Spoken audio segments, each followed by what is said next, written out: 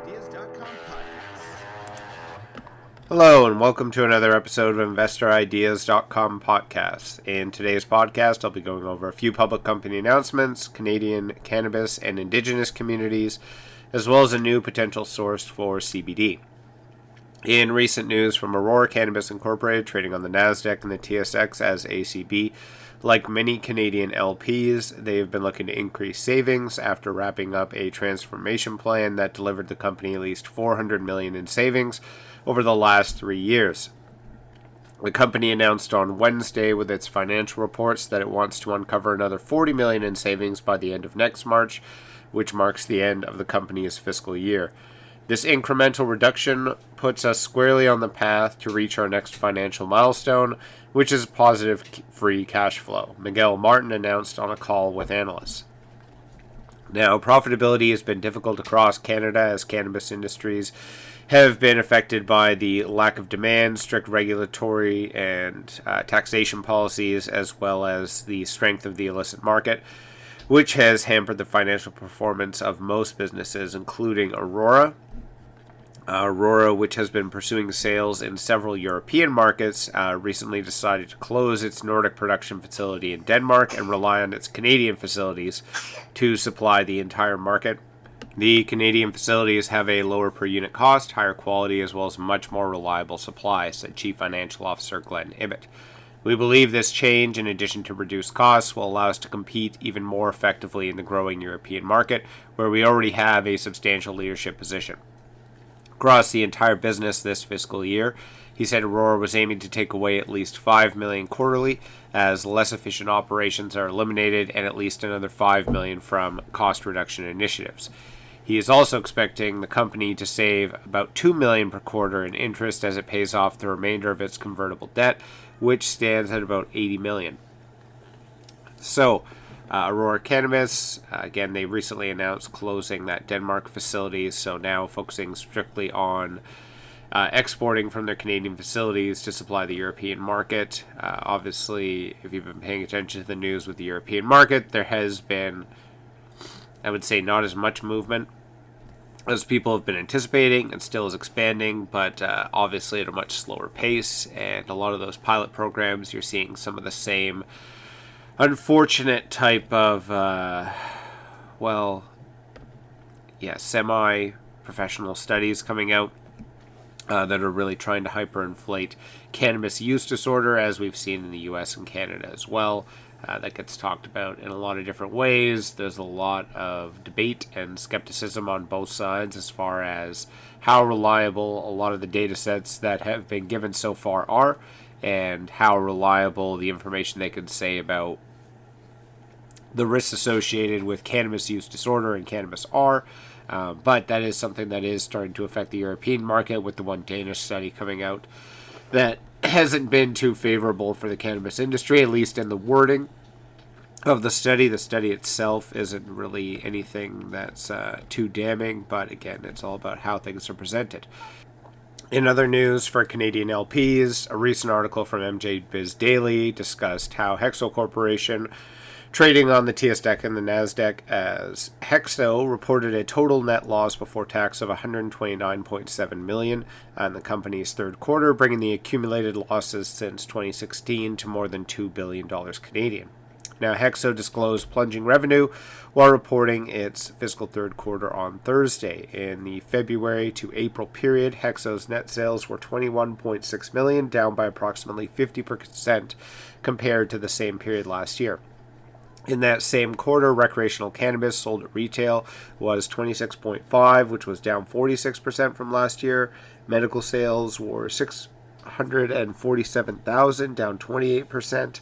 And the international revenue fell 90% compared to last year. The only revenue stream that did not experience a significant year-over-year decline was wholesale transactions, which increased 22%.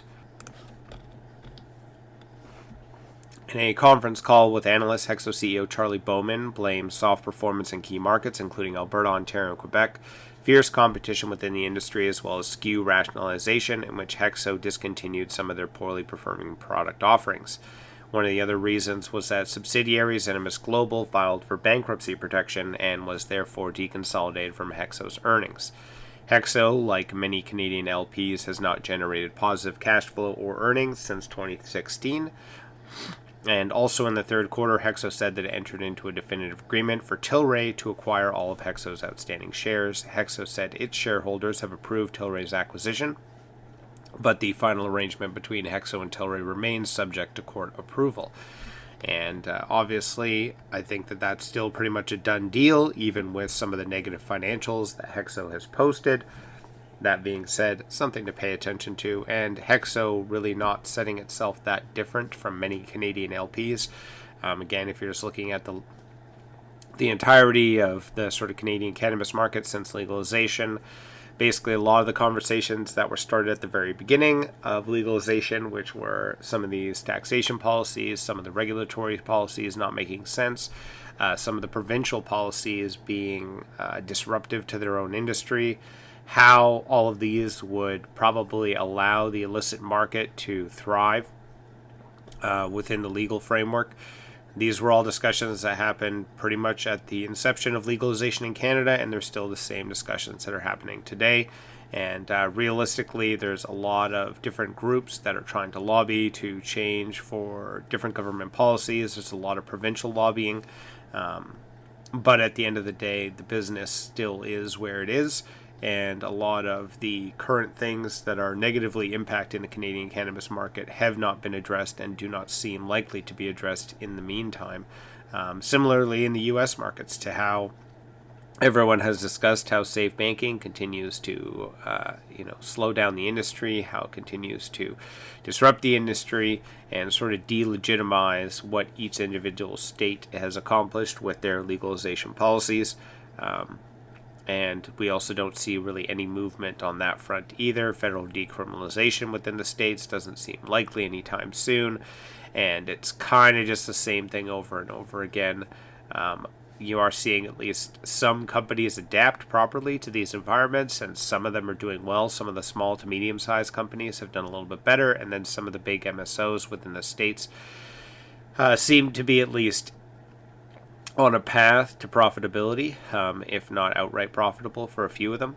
So I think within the Canadian industry, there's a lot of different things impacting it. One of the other things is, in other recent news from Canada, a Senate committee recently commented on how the current cannabis market and legislation have kept Indigenous peoples from sharing in the economic opportunities that the legalization of recreational cannabis has created. The Standing Senate Committee of Indigenous Peoples said Thursday that it wants the country to shift its approach to cannabis to help Indigenous communities and entrepreneurs better benefit from the cannabis market. The committee was left severely disappointed but not surprised to hear that Indigenous peoples found themselves often shut out or facing additional barriers in the cannabis market. Once again, Indigenous peoples have been excluded from participation in the economic prosperity of the country, said Brian Francis, a PEI senator hailing from Lennox Island First Nation, at a press conference in Ottawa. And once again, little regard has been given to how our lives have been impacted. Now, the committee he sat on found the Indigenous communities difficult in fully taking advantage of cannabis legislation stem from legislation around the sale and distribution of cannabis, licensing, and even the regulation and policing of the substance.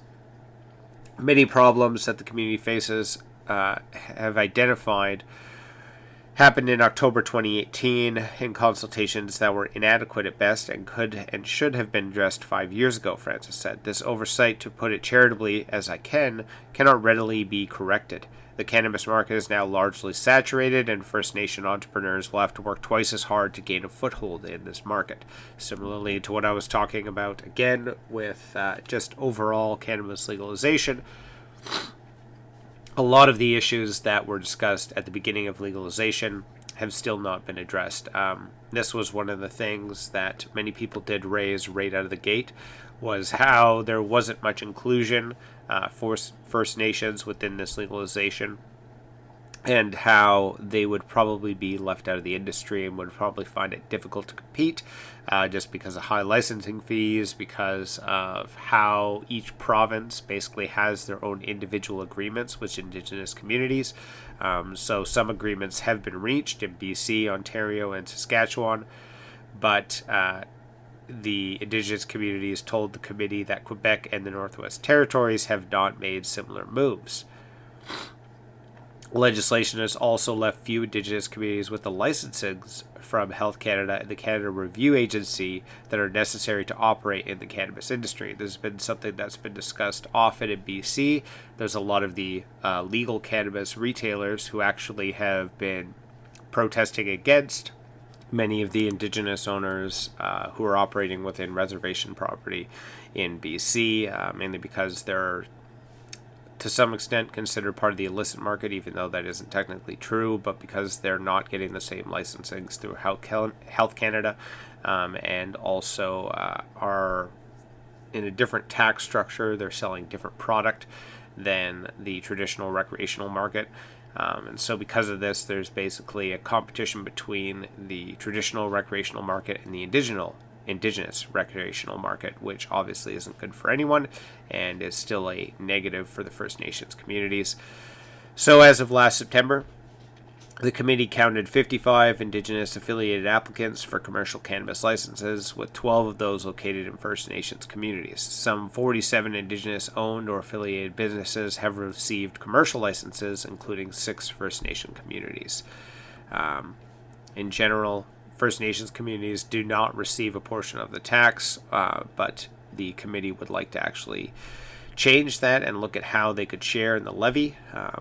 And they would also like to change how the licensing and basically entire business structure is set up for Indigenous communities, for small to medium-sized businesses, so that they could have more access to the industry. In general, there's certainly some work that still has to be done, but I would say this is a golden opportunity for the government to act, said David Arnott, a Saskatchewan senator at the same conference as Francis.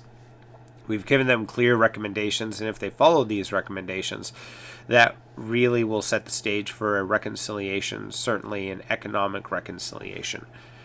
So that would be a great thing to see. Again, there's a lot of different groups, and now we have the Senate pushing for the same type of thing, which is a change of the structure of legalization of licensing fees and taxation within the cannabis industry in Canada. This is something that's been brought up to the government many times since legalization.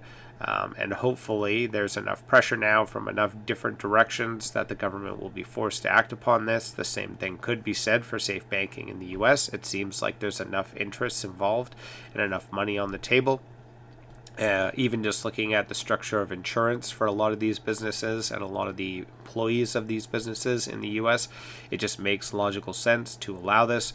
But again, for certain things, it seems like no matter how much pressure is placed upon the government for cannabis-related issues, there doesn't seem to be a lot of wiggle room or a lot of movement in any meaningful direction. Hopefully, though, in Canada, we could see some of this, as, again, it is affecting the recreational industry as well, as companies like a HEXO and Aurora Cannabis are obviously displaying. And lastly, in the world of CBD news, a recent news article discussed how scientists have apparently discovered CBD in a common Brazilian plant. The team found CBD in the fruit and flowers of a plant known as Trema mycantha bloom, which is a shrub that grows in much of South America and is often considered a weed. Molecular biologist Rodrigo Moro Neto of the Federal University of Rio de Janeiro told the news subsidiary. Something to know about that plant is it is part of the family Cannabaceae, which also includes hops. It includes all of the cannabis plants, and it includes a number of trees known as citras. And realistically, this is another example of, as cannabis science continues to evolve, it's also broadening our knowledge of just general plant science. And I think the biggest reason is that in the past, agriculture was much more heavily devoted to large-scale growth of crops. You weren't really looking at trying to create really high-value, sort of small-scale batches of any product. But in the cannabis industry, that there is a market for that. And I think that as well, it's also created its own sort of subset of plant science that now can be heavily funded to look into the specific chemical compounds of each individual plant. And as we look at the potential of products like CBD products, which are having huge potential with autism, with a lot of different diseases that affect children, with obviously pain relief, and just as a general health product, there's a lot of money on the table, which means that people are going to look for alternatives that aren't cannabis, because cannabis is heavily regulated and heavily taxed. So if there are alternatives that don't fit into that same category and perhaps don't have THC in them, that can be an insanely profitable venture. So Nito said that chemical analysis has found that Trema contains CBD but not THC, raising the possibility of an abundant new source of CBD, one that would not face the legal and regulatory hurdles of cannabis. It's a legal alternative to using cannabis, he said. This is a plant that grows all over Brazil, and it would be a simpler and a cheaper source of CBD. Now, scientists have also previously found CBD in plants in Thailand as well, and most likely there's going to be other plants that are part of the Cannabaceae family. Again, these seem to be plants that obviously do contain at least different amounts of CBD or THC or cannabinoids in them. And I think that as you see these markets expand and more people look into alternatives, they're going to find more alternatives simply because they're looking.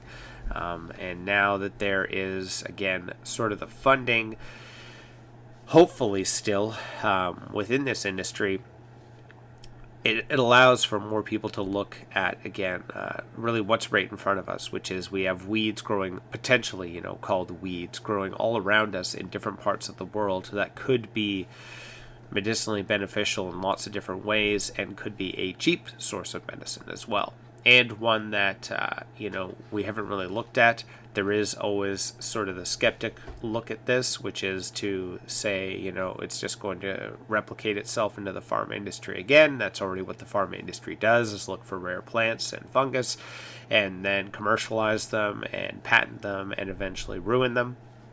This is an issue that's already faced the cannabis industry. This is an issue that's already faced the CBD industry, as again, we've seen lots of different versions of what CBD is and lots of different quality levels and how dramatically that can affect the effectiveness of that product. For instance, if you're getting CBD isolate, or if you're getting CBD distillate, or if you're getting CBD mixed with other cannabinoids, full spectrum extract, partial spectrum extract, there's a lot of different forms of the same product.